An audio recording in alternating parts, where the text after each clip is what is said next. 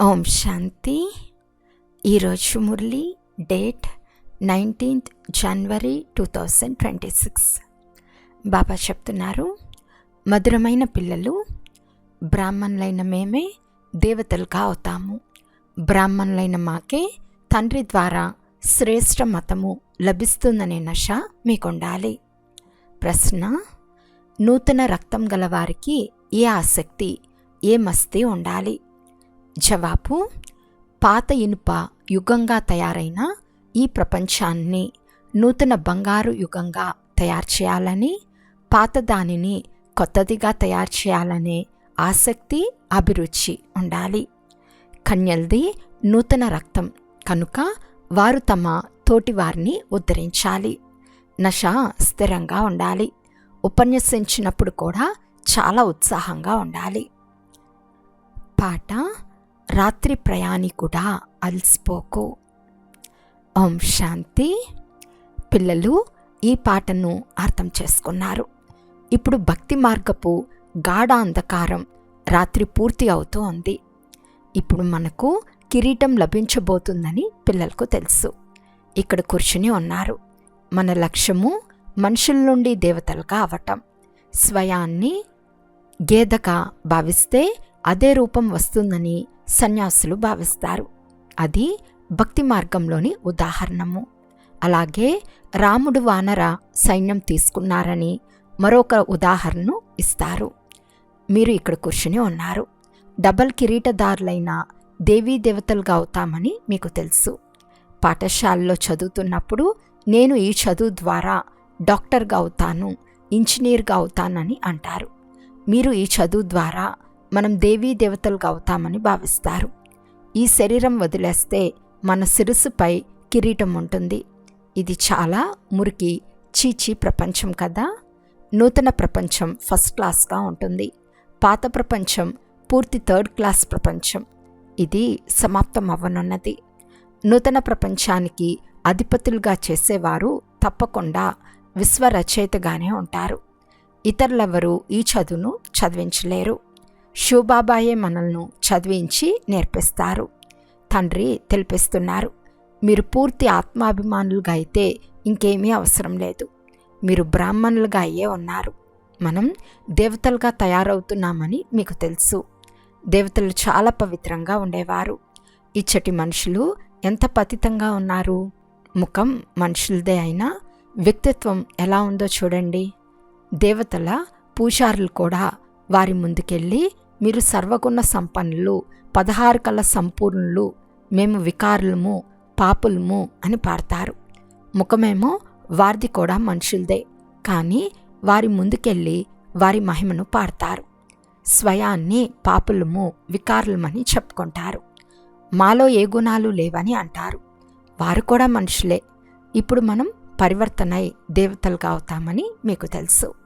కృష్ణపురంలోకి వెళ్ళాలనే కోరికతో కృష్ణుణ్ణి పూజిస్తారు. అయితే కృష్ణుడు ఎప్పుడు వస్తారో వారికి తెలియదు.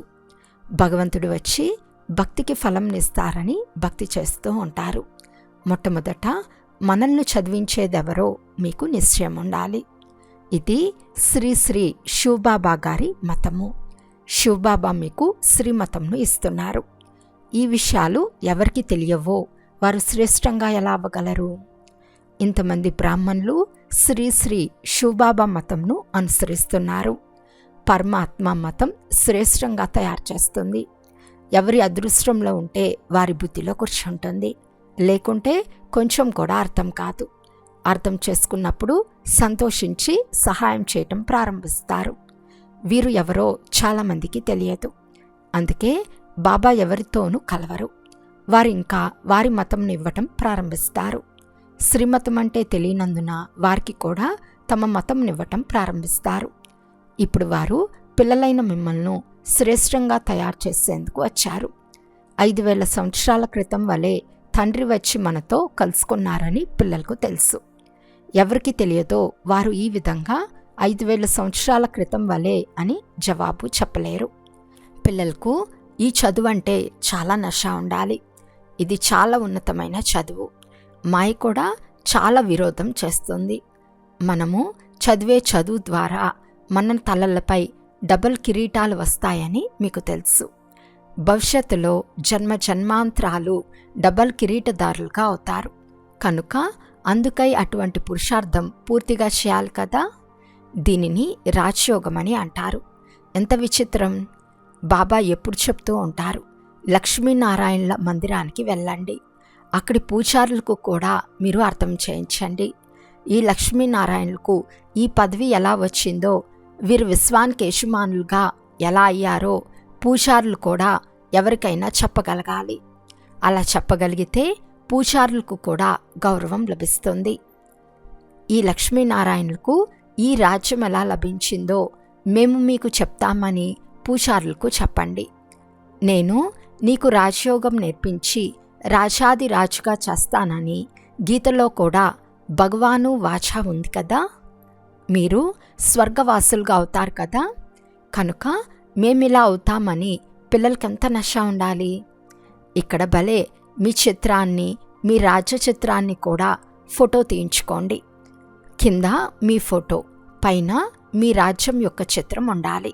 ఇందులో పెద్ద ఖర్చేమీ లేదు కదా. రాజా దుస్తులు వెంటనే తయారు చేసుకోగలరు. అలా చేస్తే క్షణక్షణం మేము దేవతలుగా అవుతున్నామని గుర్తుంటుంది. పైన శివబాబా చిత్రం కూడా ఉండాలి. ఈ ఫోటో కూడా తీసి ఉంచుకోవాలి. మీరు మనుషుల నుండి దేవతలుగా అవుతారు. ఈ శరీరం వదిలి మనం దేవతలుగా అవుతాము. ఎందుకంటే మనం ఇప్పుడు రాజయోగం నేర్చుకుంటున్నాము. అందుకు ఈ ఫోటో కూడా సహాయపడుతుంది. పైన శివబాబా, దాని క్రింద రాజు డ్రెస్లో మీ ఫోటో, దాని క్రింద మీ సాధారణ ఫోటో. శివబాబా నుండి రాజయోగం నేర్చుకుని మనం దేవతలుగా, డబల్ కిరీటదారులుగా తయారవుతున్నాము. శివబాబా నుండి రాజయోగం నేర్చుకుని మనం దేవతలుగా, డబల్ కిరీటదారులుగా తయారవుతున్నాము. చిత్రం మీ వద్ద ఉంటే ఎవరైనా అడిగితే మీకు నేర్పించేవారు ఈ శివబాబా అని మీరు అర్థం చేయించవచ్చు.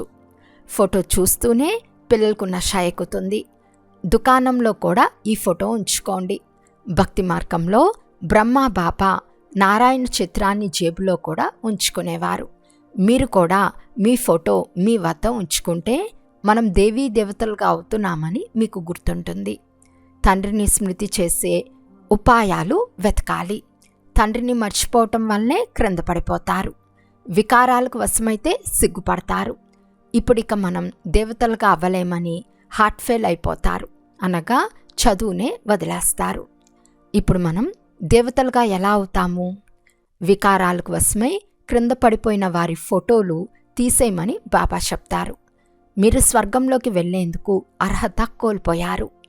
మీ పాస్పోర్ట్ క్యాన్సిల్ అయిపోయిందని వారికి చెప్పండి. మేము క్రింద పడిపోయామని, ఇప్పుడు మేము స్వర్గానికి ఎలా వెళ్తామని వారు కూడా ఫీల్ అవుతారు. నారదుని ఉదాహరణ ఇస్తారు కదా. లక్ష్మిని వరించేందుకు అర్హత ఉందా అని నీ ముఖం చూసుకో అని నారదునికి చెప్పారు. నారదునికి తన ముఖం కోతి వల్లే కనిపించింది.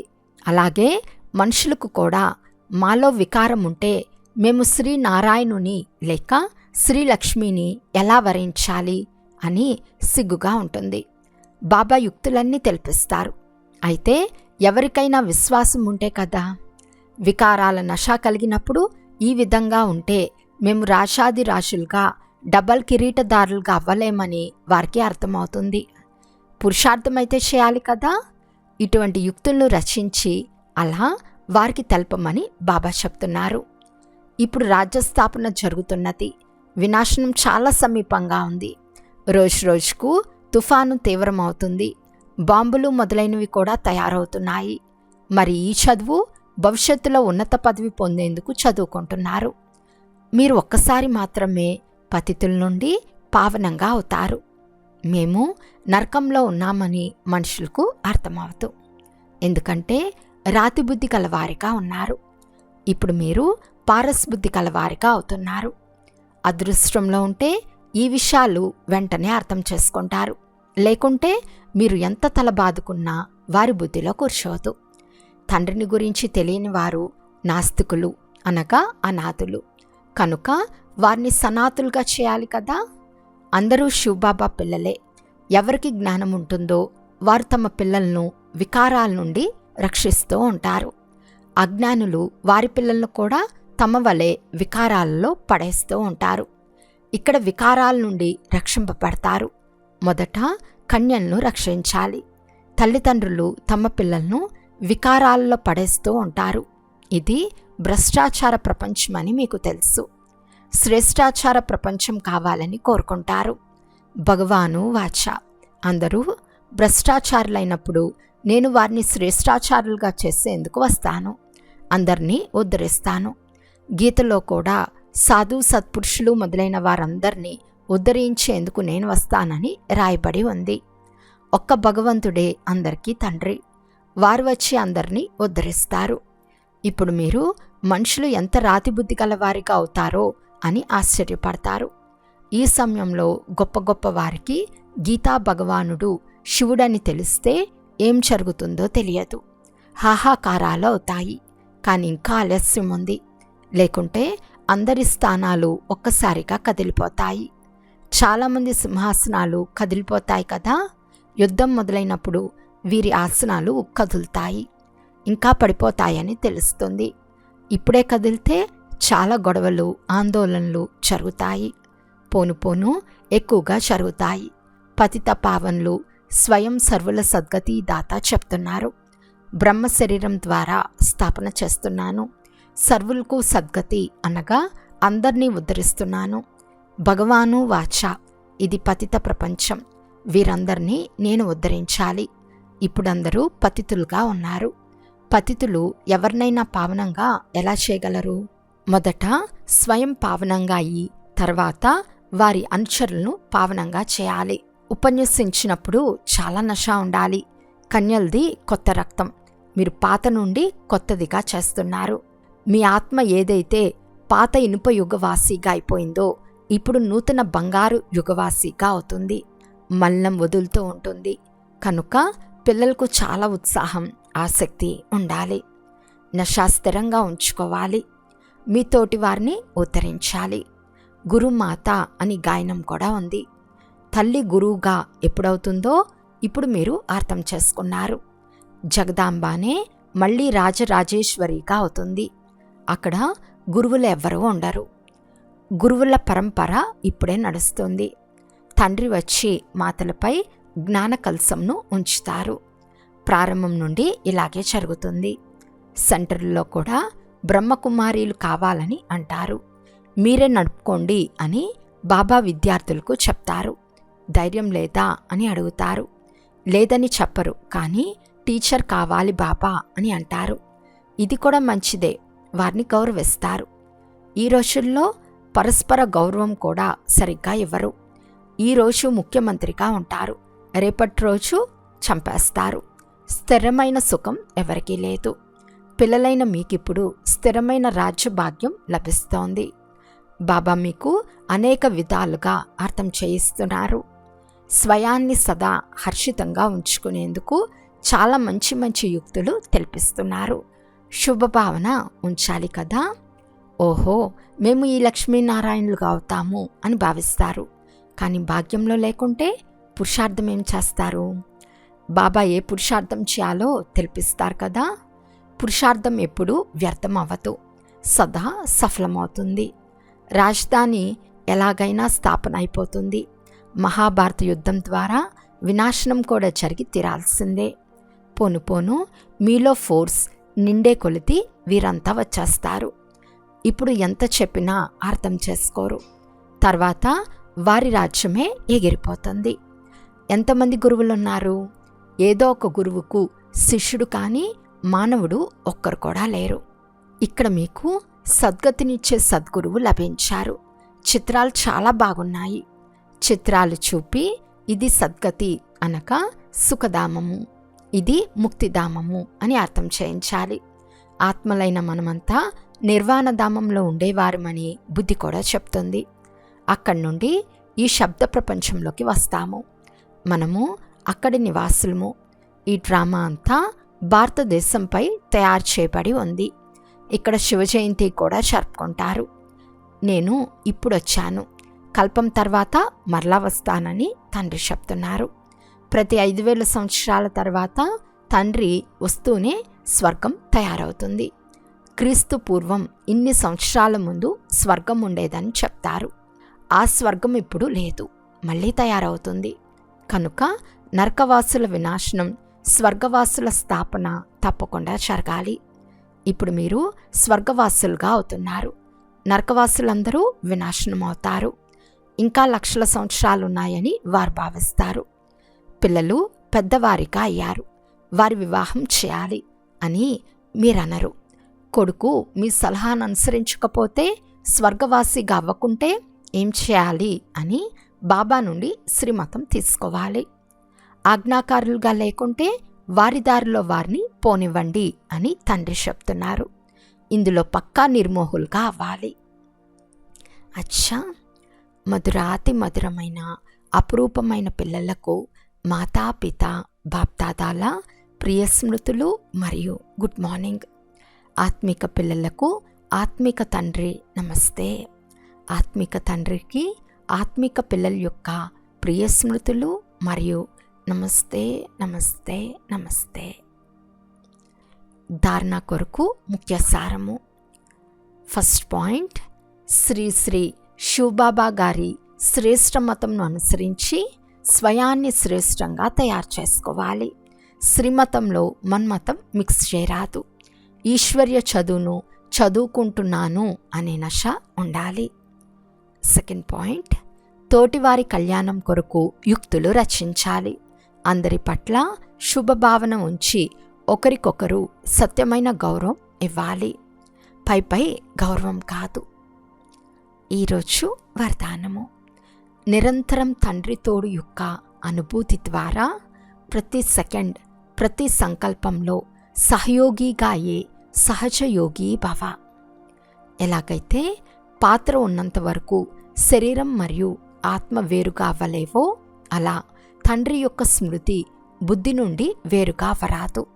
సదా తండ్రి తోడు ఉండాలి. వేరే ఏ స్మృతి తన వైపు ఆకర్షించరాదు. దీనినే సహజ యోగం మరియు స్వతః యోగము అని అంటారు. ఇటువంటి యోగి ప్రతి సెకండ్, ప్రతి సంకల్పం, ప్రతి మాట, ప్రతి కర్మలో సహయోగిగా ఉంటాడు. సహయోగి అనగా వారి ఒక్క సంకల్పం కూడా సహయోగం లేకుండా ఉండరాదు. ఇటువంటి యోగి మరియు సహయోగులు శక్తిశాలిగా అయిపోతారు. స్లోగన్: సమస్య స్వరూపంగా అయ్యేందుకు బదులు సమస్యను నిర్మూలించే సమాధాన స్వరూపంగా అవ్వండి. అవ్యక్త సూచన: ఈ అవ్యక్త మాసంలో బంధన్ముక్తులుగా ఉండి జీవన్ముక్త స్థితిని అనుభవం చేయండి. తమ స్థూల మరియు సూక్ష్మ బంధనాల లిస్ట్ ముందుంచుకోండి. నేను బంధన్ముక్తుగా అయ్యే తీరాలనే లక్ష్యం ఉంచుకోండి. సదా ఇప్పుడు లేకుంటే మరెప్పుడూ లేదు అనే పాఠం పక్కాగా చేసుకోండి. స్వతంత్రత బ్రాహ్మణ జన్మ యొక్క అధికారము. మీ జన్మసిద్ధ అధికారంను ప్రాప్తి చేసుకుని జీవన్ముక్త స్థితిని అనుభవం చేయండి. స్వయాన్ని గృహస్థిగా భావిస్తారు కనుక గృహస్థికి వల ఉంటుంది. గృహస్థిగా అవ్వటం అనగా వలలో చిక్కుకోవటం. ట్రస్టీ అనగా ముక్తులుగా ఉండటం. అచ్చా, ఓం శాంతి.